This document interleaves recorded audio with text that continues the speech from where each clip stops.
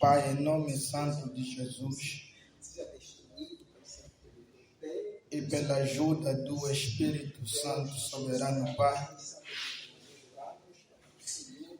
eu te agradeço, ó bendito Deus, por mais uma vez ter me dado a oportunidade de estar perante os meus irmãos com o objetivo de pregar o Deus da tua palavra. Ajuda-me, ó soberano Pai. O Senhor conhece-me, sabe da minha incapacidade de fazer a exposição da tua palavra, Senhor. Por isso te peço que seja mesmo o Senhor a falar por intermédio de mim nesta manhã para este pequeno auditório que está aqui presente, Senhor. Ajuda-me, ó bendito Deus, ajuda todos nós, ó Pai da glória, para que possamos sair neste lugar aprendendo alguma coisa da tua palavra. Não permita, ó bendito Deus, com que o inimigo das nossas almas intenta manipular, ó bendito Deus, esta reunião, soberano Pai. Glorifica, ó bendito Deus, o teu santo nome. Esta é a nossa oração, em nome santo de Jesus. Amém, irmãos? Amém. Então, os irmãos podem tomar os vossos assentos, em nome de Jesus. Então, aqueles irmãos que não me conhecem, como o pastor acabou de dizer, eu sou irmão Daniel, natural daqui, e fui uma das primeiras ovelhas que se converteu nesse ministério. Eu estou no âmbito servindo a igreja local que está lá no São Luís. E pela graça de Deus, hoje nós estamos aqui. Eu agradeço a Deus por ter me dado o privilégio de estar aqui para ministrar a sua palavra. Agradecer também ao pastor e o sucessor, que pela graça de Deus me concedeu o seu púlpito com o objetivo de partilhar a palavra de Deus. E indo ao assunto, amados irmãos, hoje nós queremos partilhar com os irmãos sobre 1 Coríntios, capítulo 15, no seu versículo 58. Amados irmãos, acredito eu que do conhecimento dos irmãos que esta carta aos Coríntios foi escrita por o apóstolo Paulo. Paulo escreveu esta carta e nós consideramos esta carta como sendo uma carta de caráter corretivo. Porque, amados irmãos, Paulo se apercebeu, por intermédio da família de Cló, do que estava acontecendo em Coríntios. As Escrituras nos apresentam, amados irmãos, que Paulo vai corrigir alguns erros que estavam a acontecer na igreja de Coríntios. E no contexto do capítulo 15 que nós abrimos, Paulo está a refutar um ensino que também havia aparecido na igreja de Coríntios. O primeiro erro que Paulo, na verdade, refuta na igreja de Coríntios tem a ver com a questão de divisões que havia na igreja de Corinto. Paulo, no capítulo 1, capítulo 2, 3 e 4, ele vai trabalhar sobre este assunto. Porque na igreja de Corinto havia surgido, amados irmãos, partidos. Alguns se intitulavam que eram de Paulo, outros se intitulavam que eram de Apolo, e outros se intitulavam que eram de Cefas ou Pedro, e outros diziam que eram de Jesus. Então havia estes partidos no meio da igreja. Cada um se identificava com uma pessoa. Nos 4 grupos, amados irmãos, não havia nenhum grupo na qual nós podemos aplaudir. Todos eles, na verdade, estavam errados. E Paulo, amados irmãos, ele vai refutar esta ideia. Paulo vai corrigir isto aqui, mostrando para eles que Cristo não está dividido. Mostrando para eles que Cristo não está dividido. Só que, na verdade, eles haviam crido em Cristo, creram no mesmo Cristo, receberam o mesmo batismo, receberam o mesmo Espírito, então eram povo de Deus, ou família de Deus. E com isso, na verdade, eles tinham que viver unidos. E isto que, na verdade, as Escrituras nos apresenta na oração sacerdotal de Jesus. O desejo de Jesus de ver que haja um só rebanho e um só pastor. Então, amados irmãos, este aqui é o primeiro erro que Paulo, na verdade, vai corrigir na igreja de Corinto. Havia partidos na igreja de Corinto. O segundo erro que Paulo vai combater na igreja de Corinto, amados irmãos, tem a ver com a questão da imoralidade sexual. As Escrituras nos apresentam no capítulo 5, amados irmãos, é que em Corinto havia um jovem que vivia em constante fornicação com a sua própria madrasta. E esta aqui, por sua vez, amados irmãos, era crente na igreja de Corinto. E a igreja estava pávida e serena, sem, na verdade, ter que excomungar aquele que, na verdade, vivia na imoralidade sexual. Então, Paulo vai escrever esta carta, ordenando à igreja de Corinto para que eles excomungassem aquele que, na verdade, estava vivendo no pecado. E Paulo vai aproveitar a oportunidade para exortar a igreja de não se unirem com aqueles dizendo-se crente, mas vivem uma vida devassa, vivem uma vida que vai em contramão daquilo que é a vontade de Deus.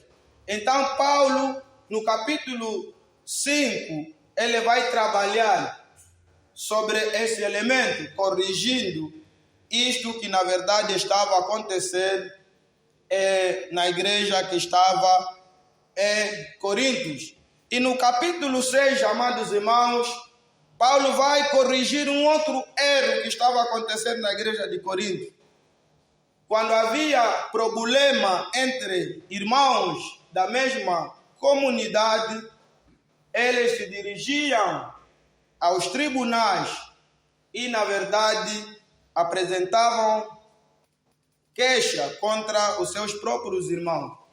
Paulo, na verdade, vai corrigir isso na igreja de Corinto, mostrando que nós, mesmo que temos o Espírito Santo de Deus, devemos ter esta capacidade de resolver os nossos problemas e não, na verdade, um irmão ter que se dirigir até a polícia e queixar o seu próprio irmão. Então, Paulo também vai trabalhar sobre este assunto, corrigindo isto que, na verdade, estava acontecendo na igreja de Corinto. E no capítulo 7, amados irmãos, Paulo vai corrigir um outro elemento que estava acontecendo na igreja de Corinto sobre a questão de casamento.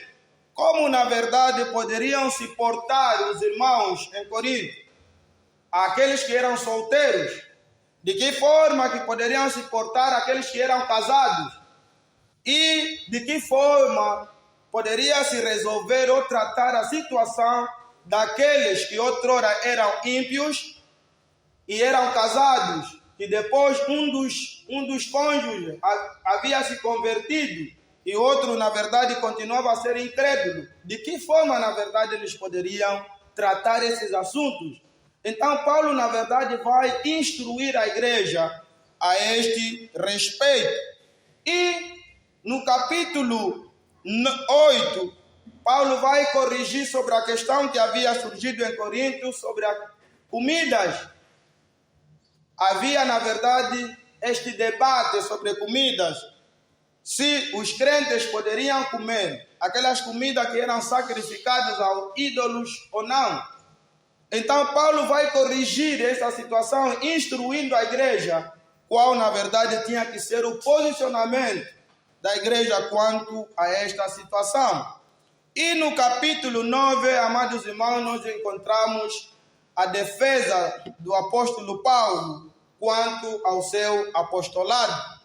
Muitos em Coríntios, na verdade, haviam colocado em risco o apostolado de Paulo. Muitos, na verdade, haviam abandonado o apóstolo Paulo, dizendo que, na verdade, era um desviado. Então, com isso, Paulo vai dedicar o capítulo 9 para defender o seu apostolado e para mostrar a veracidade do seu apostolado. E, amados irmãos, no capítulo 11, Paulo vai tratar de 2 assuntos, vai corrigir de 2 assuntos na igreja de Corinto. Primeiro, ele vai corrigir sobre o uso de véu na parte das irmãs. E também, no mesmo capítulo, o apóstolo Paulo vai trabalhar sobre a questão de ceia. Porque, na verdade, em Coríntios, como havia partidos, então, quando eles chegavam, aqueles que eram ricos tomavam a sua própria ceia, em contrapartida, na verdade, desprezavam aqueles que eram pobres, que nada tinham. Então, Paulo, na verdade, vai trabalhar sobre este assunto, com o objetivo de, na verdade, fazer as devidas correções e mostrar a forma pela qual os irmãos tinham que andar. E no capítulo 12 até o capítulo 14, amados irmãos, Paulo vai corrigir sobre a questão dos dons espirituais. Porque, amados irmãos, a igreja de Coríntios era uma igreja que foi muito abençoada com os dons. Havia muitos dons espirituais na igreja de Corinto. Mas, como os irmãos não tinham a capacidade de gerir esses dons, então os dons estavam a causar confusão na igreja de Corinto. Então, Paulo vai dedicar o capítulo 12 até o capítulo 14 para corrigir esta situação. Porque em Corinto havia isso. Aqueles que tinham dons desprezavam aqueles que não tinham dons. E aqueles que não tinham dons invejavam aqueles que tinham dons. Então, havia esse problema na igreja de Corinto. Aqueles que tinham os dons se colocavam acima dos irmãos, se viam que eram os mais espirituais em relação aos demais. E aqueles que não tinham dons, eles invejavam aqueles que tinham dons. E Paulo, na verdade, vai corrigir essa situação para mostrar aos irmãos de que todos eles faziam parte de um só corpo e todos poderiam cooperar para o avanço do reino de Deus, porque todos eram irmãos e faziam parte da família de Deus. Então, Paulo, na verdade, vai trabalhar sobre esta situação. E no capítulo 15, que será o nosso foco no dia de hoje, concretamente no versículo 58, Paulo vai dedicar o capítulo 15 para refutar um certo ensino que havia aparecido na igreja de Corinto, ou estava a renascer na igreja de Corinto. E este ensino tem a ver, amados irmãos, com o ensino que outrora os saduceus, na verdade, criam.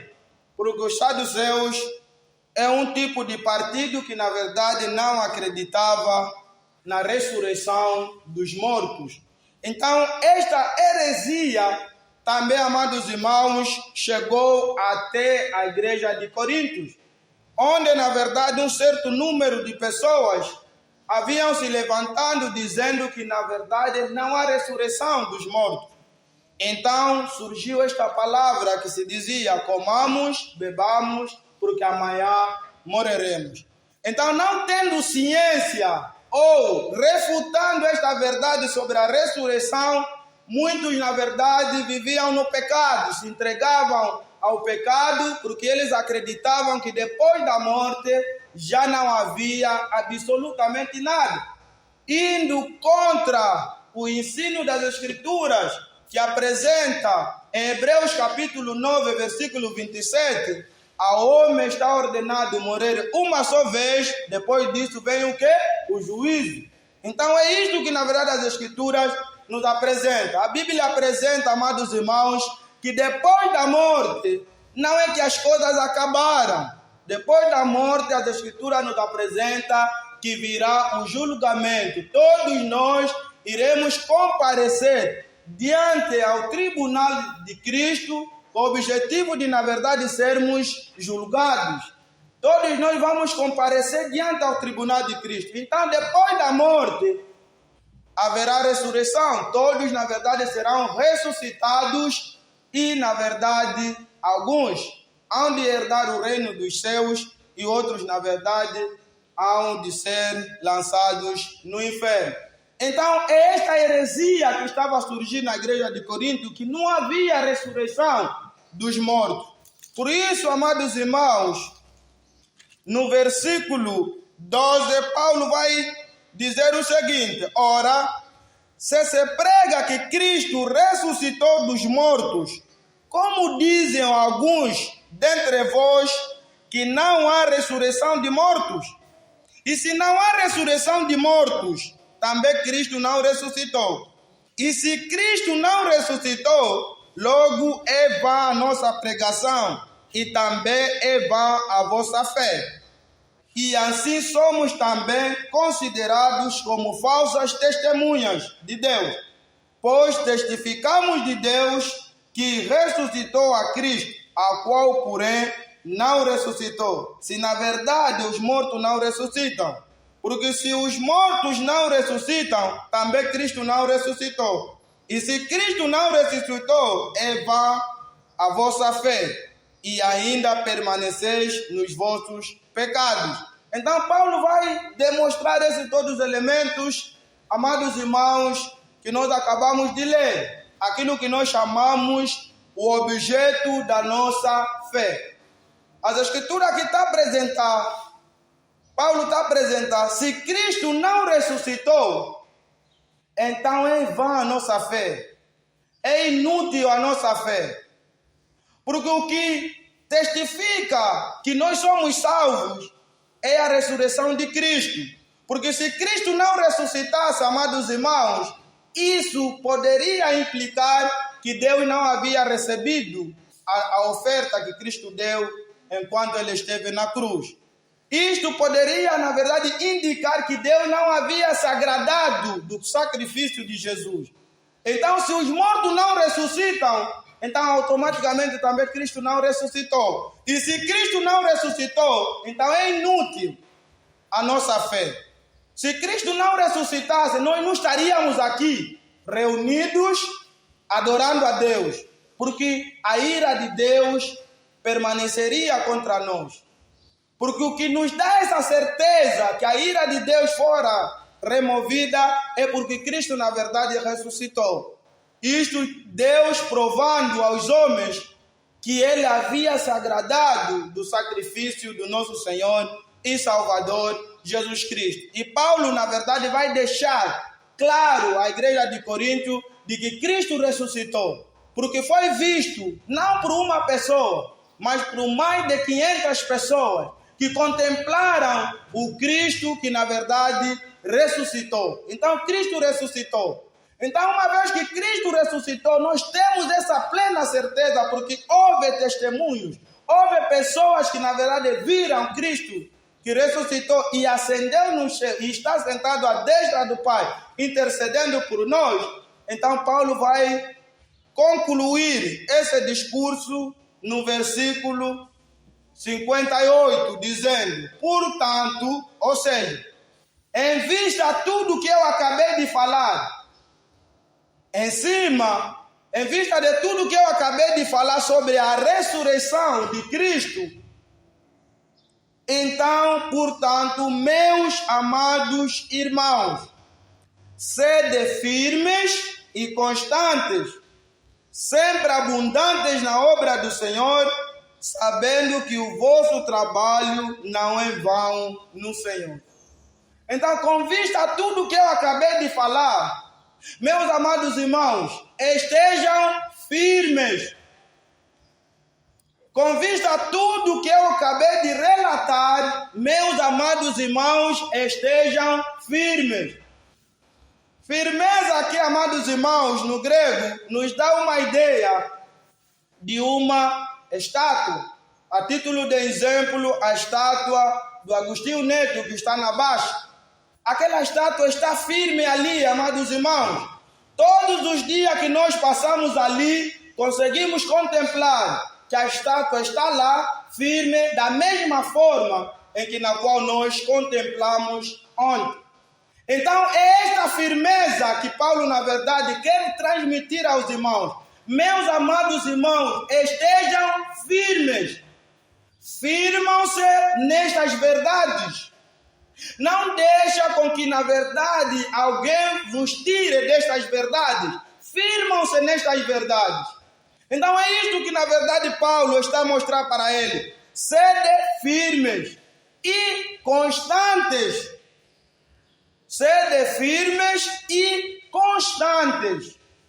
Porque tem muita gente que, na verdade, são inconstantes. Eles, na verdade, começam a crer em uma determinada coisa e depois deixam de crer naquilo com muita facilidade. Não são pessoas constantes, não são pessoas firmes. Tem pessoas que, na verdade, começam a congregar, hoje vêm, depois desaparecem. São pessoas inconstantes. Paulo está a falar, com vista a tudo isso, meus amados irmãos, sede firmes e constantes. Que essa constância, Paulo está apresentando, independentemente das circunstâncias, amados irmãos, porque na verdade dificuldades virão. Porque na verdade dificuldades virão, lutas, decepções e tantas outras coisas virão. Mas essas coisas, amados irmãos, não são suficientes para, na verdade, nos tornarem constantes nas coisas de Deus. Então ele está a falar, sejam firmes e constantes, mas não somente isso, e sempre abundantes na obra do Senhor. Amados irmãos, nós precisamos abundar na obra de Deus. Precisamos, na verdade, abundar na obra de Deus.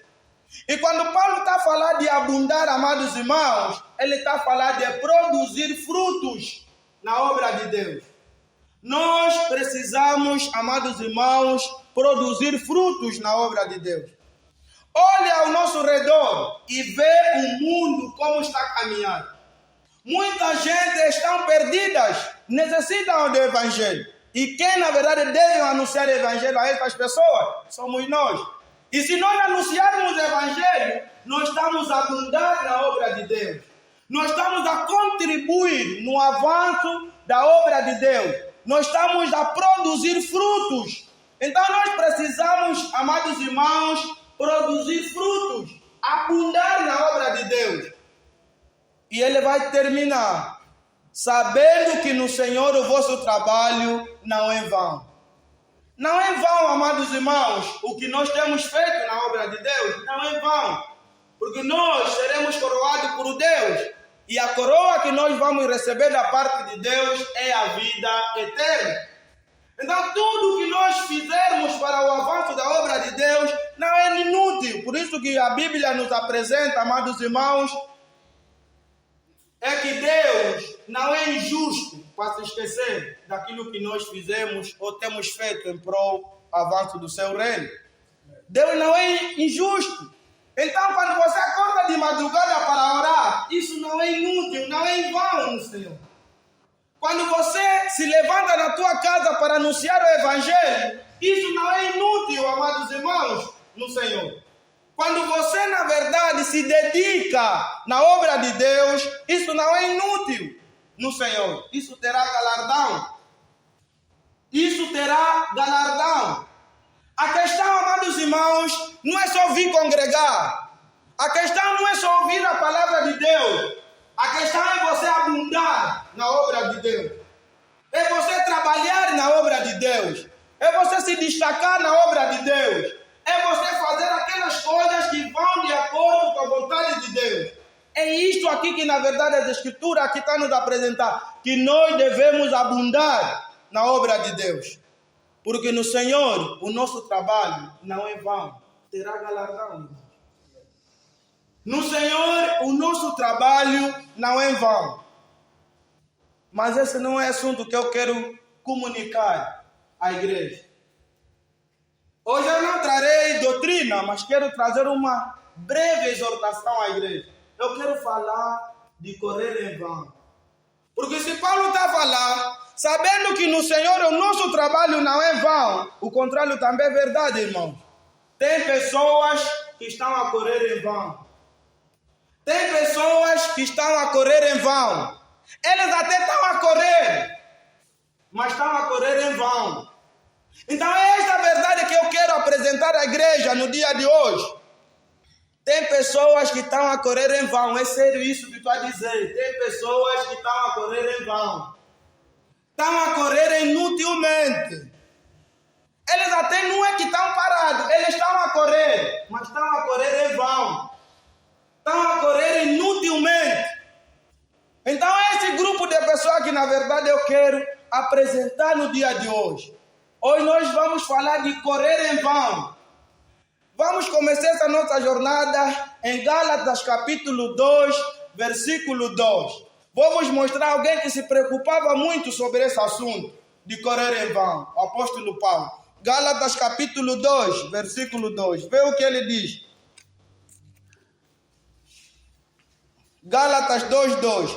E subi por uma revelação e lhes expus o evangelho que prego entre os gentios, e particularmente aos que estavam em estima, para que de maneira alguma não corresse ou não tivesse corrido em vão. Paulo, amados irmãos, era alguém que se preocupava com esse assunto. Paulo está dizendo que ele subiu em Jerusalém por meio de uma revelação. Mas subiu por quê em Jerusalém? As Escrituras estão nos apresentar que Paulo subiu em Jerusalém para confrontar o evangelho que ele pregava com o evangelho que os apóstolos que vieram antes dele pregavam. Então é isso que na verdade levou com que Paulo subisse em Jerusalém. É para confrontar o evangelho que ele pregava e o evangelho que aqueles que vieram antes dele pregavam.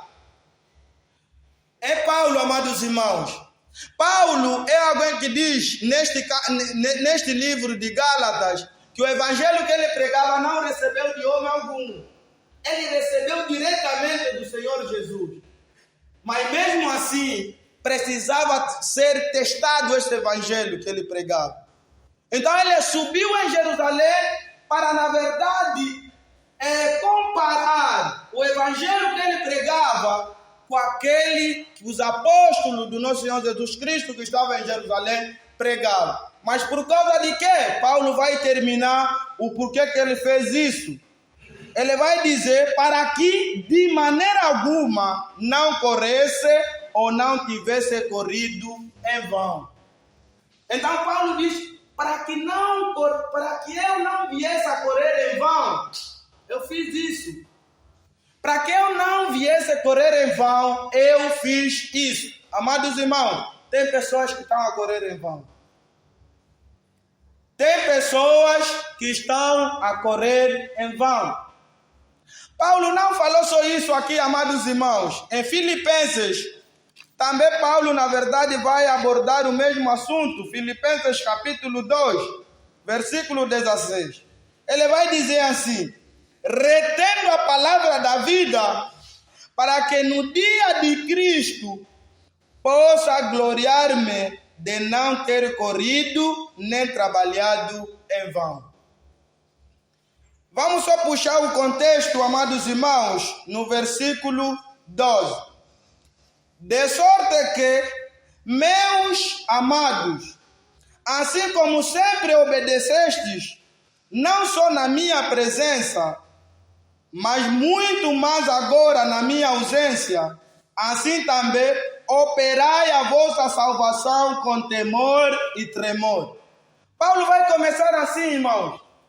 Ele está a falar, operai, desenvolvei a vossa salvação com temor e tremor.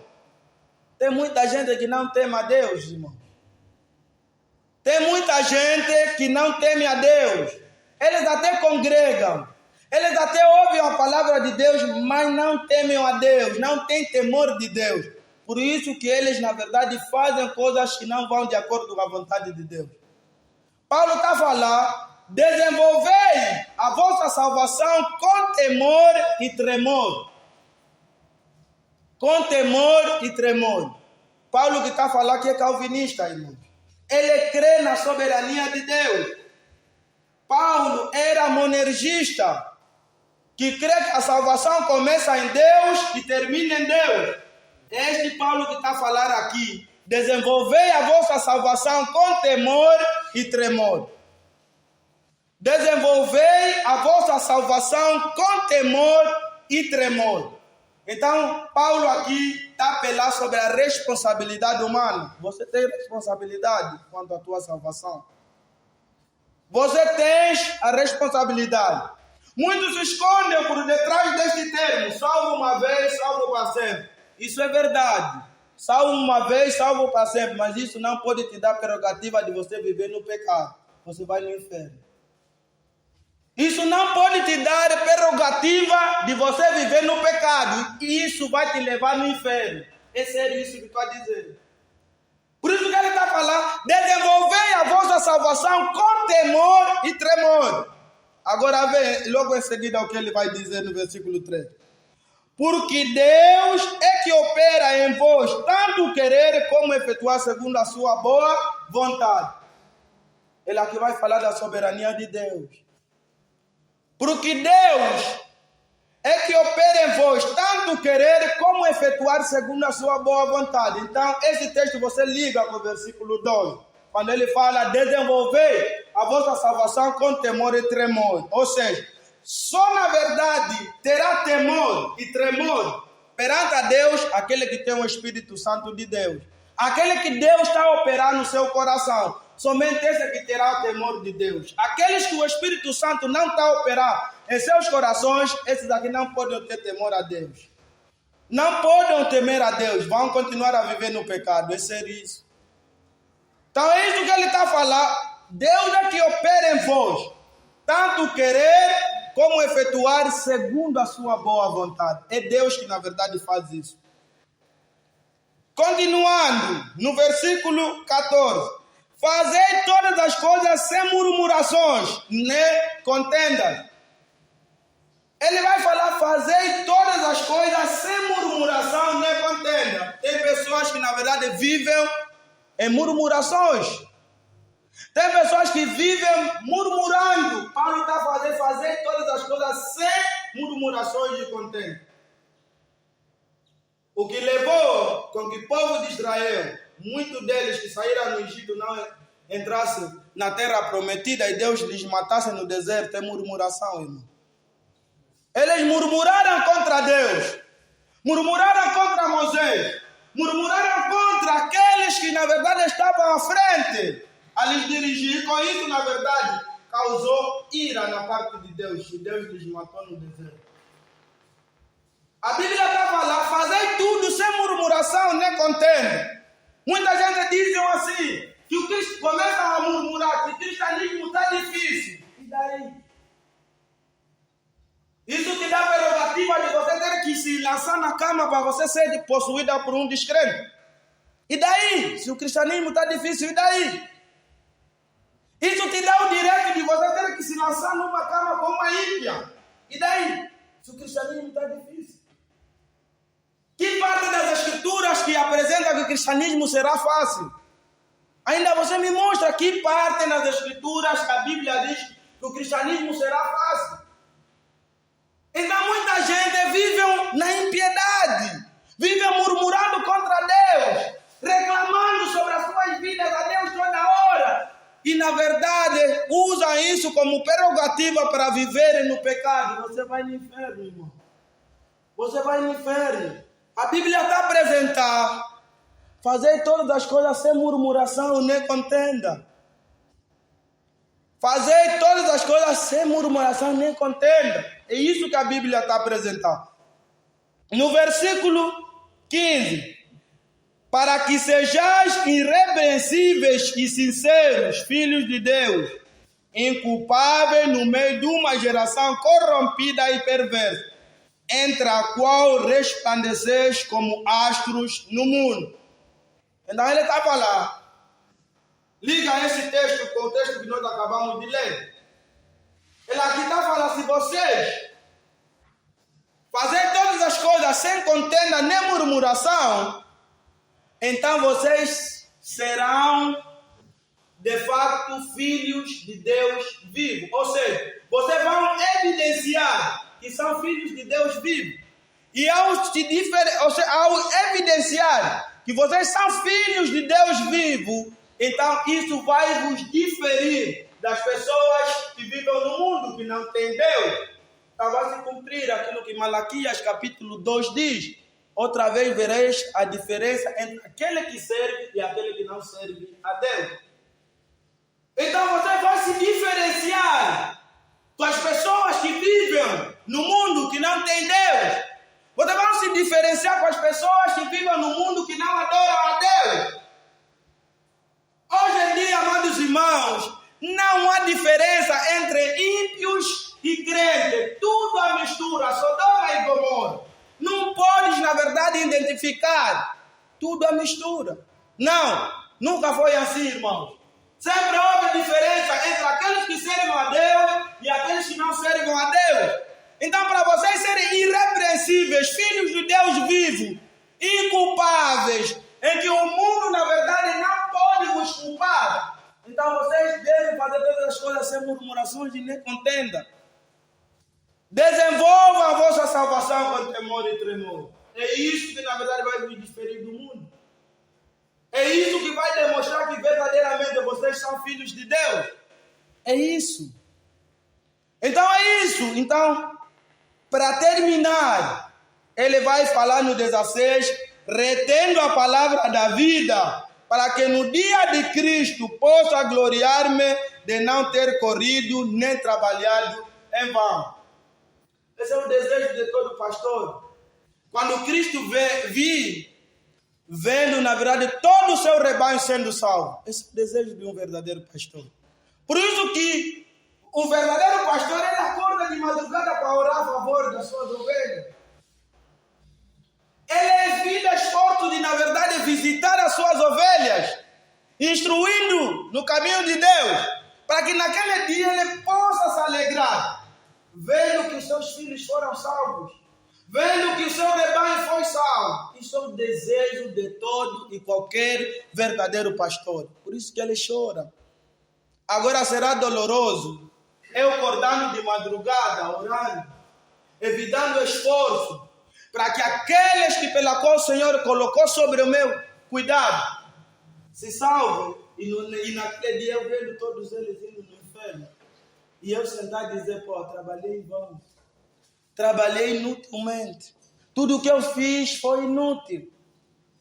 Então, amados irmãos, nós estamos a ver a preocupação do apóstolo Paulo sobre esse assunto de correr em vão. Irmãos, muitos estão a correr em vão. Isso é verdade, amados irmãos, que eu estou vos apresentar, muitos estão a correr em vão, estão a correr inutilmente. Mas nós precisamos responder essa pergunta: o que é correr em vão, afinal de contas? O que é isto, correr em vão, afinal de contas? Vamos só em 2 Timóteos, irmãos, para vermos o que é isto, correr em vão. 2 Timóteo, capítulo 2, versículo 5. 2 Timóteo, capítulo 2, versículo 5. O que é isso, correr em vão? E se alguém também milita, não é coroado, senão militar legitimamente. Amém, irmãos? Correr em vão é isso. Correr em vão, amados irmãos, é isso. A Bíblia está a falar, e se alguém também milita, não é coroado, não é coroado, senão militar legitimamente. Não é coroado se ele não militar legitimamente. Então, correr em vão é correr contra as regras estabelecidas. Correr em vão é isso, irmãos.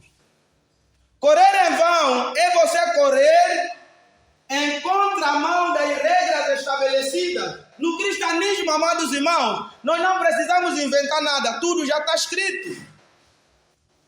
No cristianismo, amados irmãos, não necessitamos inventar absolutamente nada, tudo está escrito. E se alguma pessoa aqui está a correr, mas não conforme a vontade de Deus, não conforme as escrituras, esta pessoa está a correr em vão. Pela autoridade das escrituras, eu te digo que você está a correr em vão. Correr em vão é isso, irmão. Você não precisa inventar nada. Se a Bíblia te diz ora, você deve orar. Se a Bíblia diz sem santificação e paz, ninguém verá Deus. Isso é verdade, irmão. Você pode, na verdade, lutar, querer inventar tal, vai dar mal. A Bíblia fala, se você não se santificar, sem santificação, ninguém verá Deus. Isso é verdade, irmão. Se a Bíblia diz que fornicação é pecado, deixa. Se a Bíblia fala que mentira é pecado, deixa, irmão. Porque você pode mentir aqui aos homens e sair bem. Você não vai mentir a Deus. Você não vai mentir a Deus. Isso é sério, irmão. Por isso que muitos estão a correr em vão. Eles até estão a correr, começaram a correr muito tempo, já estão cansados, mas estão a correr em vão. Estão a correr em vão. Por quê? Porque não estão a obedecer aquilo que a palavra de Deus diz. Tudo que você fizer na tua vida, observa na palavra se está assim.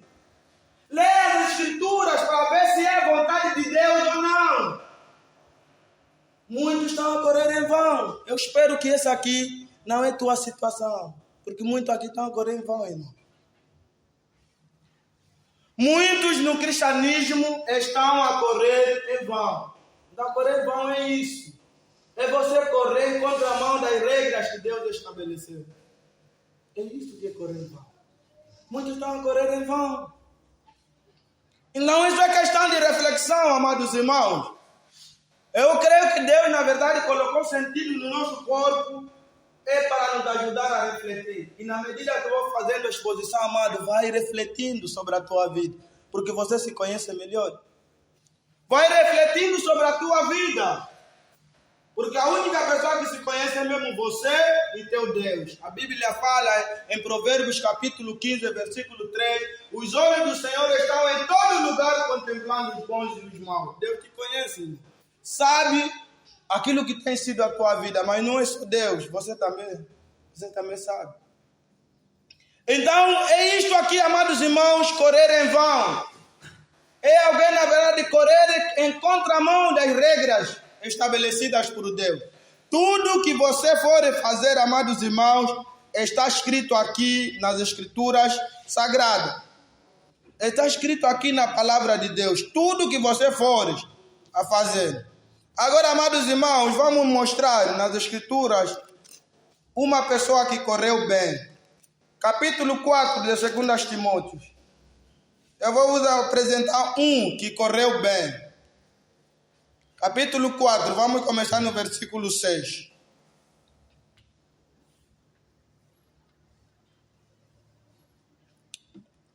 Ele aqui vai dizer: porque eu já estou sendo oferecido por aspersão de sacrifício, e o tempo da minha partida está próximo. Combati um bom combate, acabei a carreira, guardei a fé. Desde agora a coroa da justiça me está guardada, a qual o Senhor, justo juiz, me dará naquele dia. Não somente a mim, mas também a todos os que amarem a sua vinda. Então está ali, amados irmãos, um que correu bem. Por isso que eu no início vos mostrei a preocupação que ele tinha sobre esse assunto de correr em vão. E no final da vida dele, ele pode dizer essas palavras. Será que você no final da tua vida também pode dizer essas palavras? Ele está a dizer: porque eu já estou sendo oferecido por aspersão de sacrifício, e o tempo da minha partida está próximo. Combati um bom combate, acabei a carreira, guardei a fé. Desde agora a coroa da justiça me está guardada, a qual o justo juiz, vê o termo que ele está usando, o justo juiz, aquele Deus que não é injusto para se esquecer do que você fizeste. Ele está falando, o qual o justo juiz me dará naquele dia. Mas ele não fechou. Não somente a mim, mas também a todos aqueles que guardarem a sua vida. Então é isso que ele está falando. Ele correu bem. Ele correu bem, irmãos. Ele não correu em contramão daquilo que é a vontade de Deus. Ele correu dentro das normas. Ele praticou a palavra de Deus. Viveu a palavra de Deus. Não viveu na hipocrisia. Não viveu na falsidade. Ele não viveu isso aparentando alguma coisa nas pessoas, o que você não é realmente. Não. Ele viveu bem. Era sincero perante a face de Deus. E no final da sua vida ele pode dizer: combati um bom combate, terminei a carreira, guardei a fé. Agora tenho a certeza que eu vou receber a coroa da justiça. Você pode dizer isso? Você pode dizer isso? Então esse aqui, amados irmãos, correu bem. Se nós irmos em 1 Coríntios capítulo 9, nós vamos ver a conduta dele. Coríntios capítulo 9, versículo 24. Ele vai dizer assim. 1 Coríntios capítulo 9, versículo 24. Não sabeis vós que os que correm no estádio, todos na verdade correm, mas um só leva o prêmio. Correi de tal maneira que o alcanceis. E todo aquele que luta, de tudo se abstêm, eles o fazem para alcançar uma coroa corruptível, nós, porém, uma incorruptível. Pois eu assim corro, não como a coisa incerta, assim combato, não como batendo no ar. Antes subjugo o meu corpo e o reduzo à escravidão, para que pregando aos outros, eu mesmo não venha, de alguma maneira, a ficar reprovado. Esse é Paulo, irmão. Paulo está dizendo, olha, vocês não sabem que aqueles que correm, na verdade são muitos que vão com o objetivo de correr, para alcançar, mas são os que vencem. Não corram desta forma. Se aqueles que correm, aqueles que vencem, eles procuram se abster de muitas coisas. Olha, não podes comer aquilo, não podes dormir assim, tem que fazer aquilo. Eles tendem a se abster de muitas coisas com o objetivo de estarem preparados para que naquele dia eles venham correr bem. Paulo está a dizer também, ele lutava não como aquela pessoa que luta sem ter a certeza, batendo no ar. Não, ele lutava tendo aquela plena certeza aonde esse soco vai no corpo dessa pessoa. Ele lutava tendo certeza. Então isso que está apresentado, amados irmãos. No cristianismo é assim. Você não pode escorrer com N incertezas. As escrituras nos apresentam que nós devemos deixar para trás tudo que nos atrapalha e corrermos até o nosso alvo. E o nosso alvo é Cristo. A Bíblia diz que devemos nos desfazer de tudo que nos atrapalha para corrermos até o nosso alvo. E o nosso alvo é Cristo. Então é isso que na verdade Paulo está dizendo. Paulo está falando que ele reduzia seu corpo à escravidão. Reduzia seu corpo a nada. Com o objetivo de que ele pregar os outros e ele mesmo venha a ser que? Reprovado. Esse aqui, amados irmãos, é o perigo dos pregadores. Os pregadores são tentados a ser hipócritas. São tentados a ser hipócritas. Por isso que muitos pregadores do passado, eles diziam o seguinte: depois que eles ministravam a palavra, eles ficavam num canto e se perguntavam se eles viviam aquilo que eles pregaram nos outros. Porque você pode pregar os outros e você mesmo ser lançado no inferno. Tem muita gente que bebe de uma água, mas ele mesmo não bebe. Ou seja, dá de beber água nos outros, ele mesmo nunca bebeu aquela água. Isso é possível, irmãos. Por isso que a preocupação de Paulo é essa aqui. Eu pregando os outros, eu mesmo venho a ser que? Reprovado. E no final ele está dizendo que combateu um bom combate. Terminou a carreira, guardou a fé. E tinha certeza que havia corrido bem. Então observa se você na verdade estava a correr bem. Se você estava a correr dentro das normas. Ou se você está a atropelar as normas. Porque se você está a atropelar as normas, você será surpreendido naquele dia, amados irmãos. Você não vai entrar. Então, nós demos exemplo de quem na verdade correu bem. Agora vamos dar exemplo daqueles que não correram bem nas Escrituras. Nós nas Escrituras também, amados irmãos, temos aqueles que não correram bem. Vamos voltar lá em 2 Timóteos. 2 Timóteos vai nos apresentar o grupo daqueles que não correram bem. Capítulo 4 de 1 Timóteos, capítulo 4, versículo 10. Versículo 10 diz assim: 2 Timóteos, capítulo 4, versículo 10. Porque Demas me desamparou, amando o presente século, e foi para Tessalônica, Cretense para Galáxia e Tito para Delmas. Temos um exemplo aqui de um que correu em vão, amados irmãos. Demas, amados irmãos, era cooperador do apóstolo Paulo. E vocês sabem a vida de Paulo. Paulo, por muitas das vezes, dormiu fora. Paulo, por muitas das vezes, passou muitos riscos de vida. Paulo, por muitas das vezes, ficou à fome. Paulo, por muitas das vezes, amados irmãos, ficou sem roupa. Paulo passou por N dificuldades. É claro, se Paulo passou, é porque os seus companheiros também possivelmente passaram por essas coisas. E Demas foi companheiro de Paulo. Talvez também passou fora, sem na verdade teto para reclinar a cabeça. Talvez também passou a fome. Talvez também passou em muitos perigos e andou longas distâncias. Mas no final de tudo, a Escritura está nos apresentar que abandonou a fé. E tudo aquilo que ele havia feito é inútil.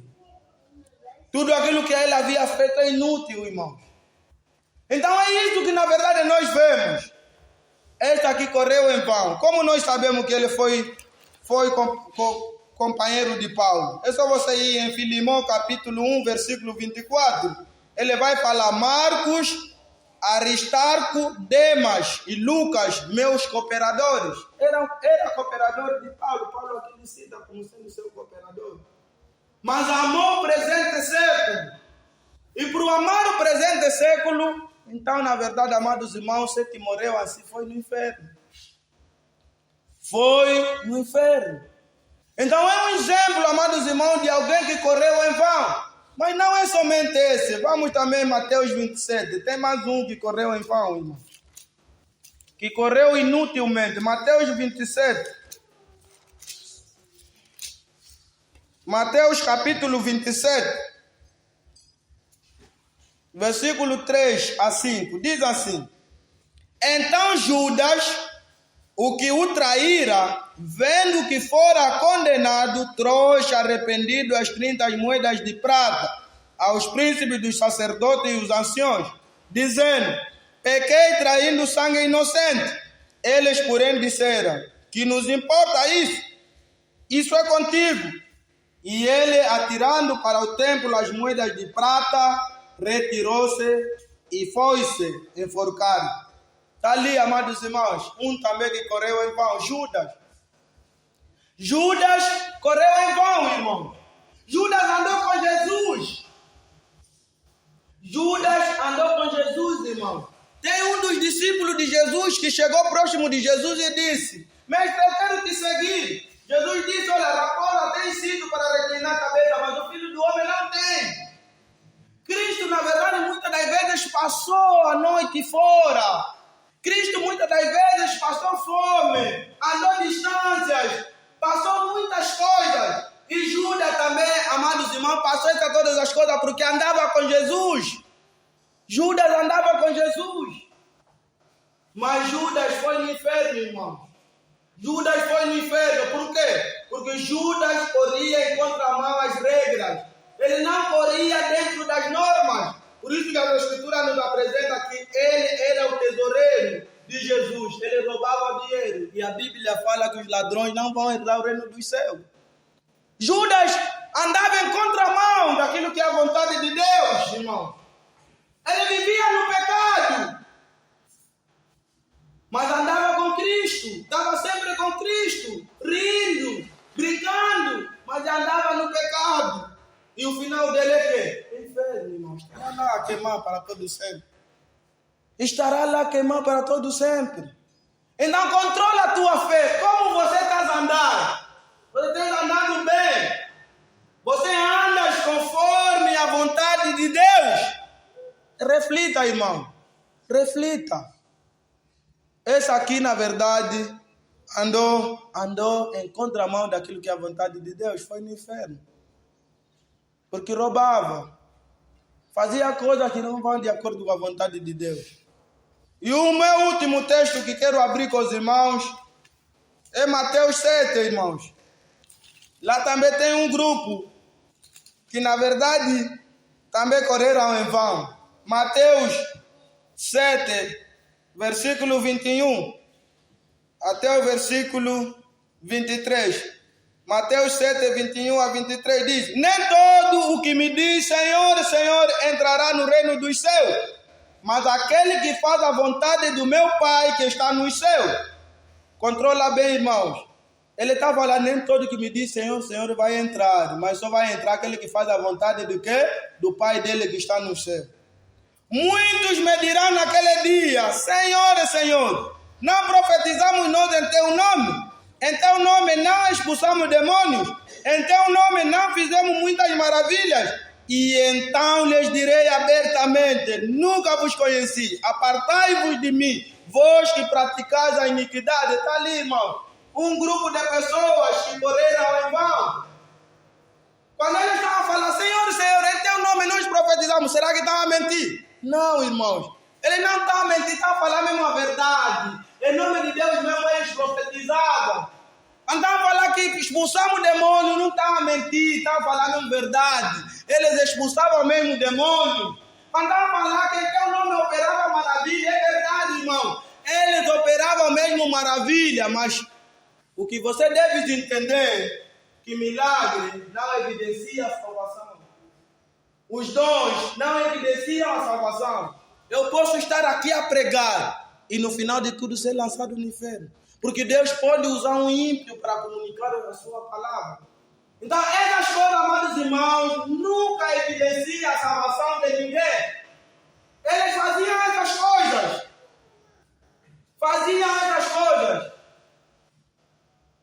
Mas o que é que Jesus Cristo disse para eles?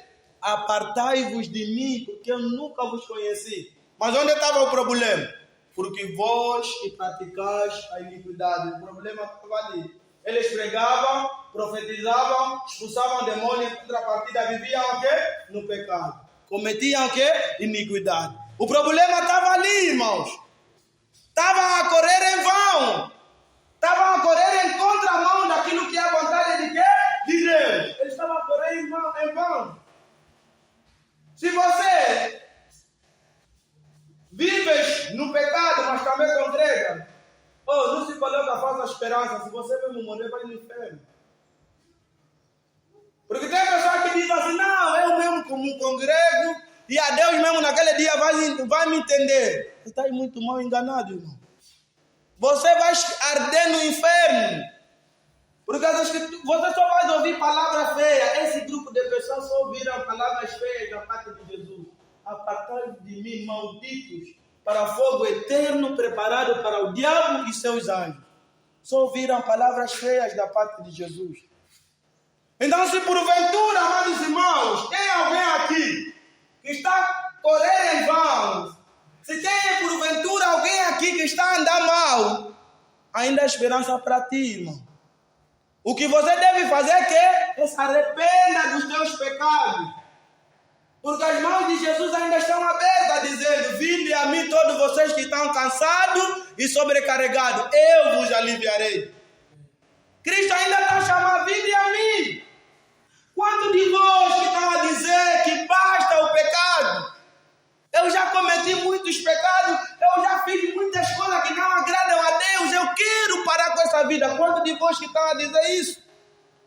Quantos de vós que estão a dizer que eu já estou cansado de viver essa vida que eu tenho levado, que não tem agradado a Deus? Eu quero mudar, Jesus me muda. Quantos de vós? Cristo ainda está chamando, irmãos. Vinde a mim, vocês que estão cansados e sobrecarregados, eu vos aliviarei. As portas ainda estão abertas, irmão, mas a qualquer momento pode fechar. As portas estão abertas, mas a qualquer momento pode fechar. Arrependa-te dos teus pecados e volta no caminho, irmão. Arrependa-te dos teus pecados e volta no caminho. Você se conhece. Eu não sou profeta para sondar o teu coração, mas você se conhece e Jesus também conhece. Por isso que em Apocalipse, ou em todas as igrejas, ele vai dizer isso. Eu conheço as tuas obras. Eu conheço as tuas obras. Aquilo que o teu pastor não sabe, Jesus sabe. Aquilo que o teu esposo não sabe, Jesus sabe. Aquilo que a tua esposa não sabe, Jesus sabe. Aquilo que as pessoas que congregam contigo não sabem, Jesus sabe, irmão. Jesus sabe. Você serás surpreendido naquele dia. Arrependa-te dos teus pecados e creia em Cristo Jesus. E viva uma vida reta diante aos olhos de Deus. Em nome de Jesus. Amém, irmãos? Amém. Não, você pode falar com Deus em nome de Jesus.